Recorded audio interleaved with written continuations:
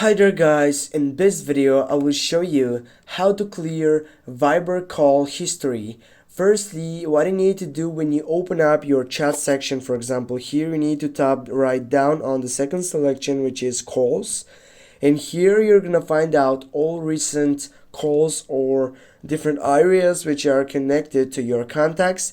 And now here, how do you get up and clear this Viber call history? You need simply to tap for view all, and then you need to select one, and then you're going to be able to select all of them by typing on that sideline on the first selection on my upper side. As you can see, I have selected all of them.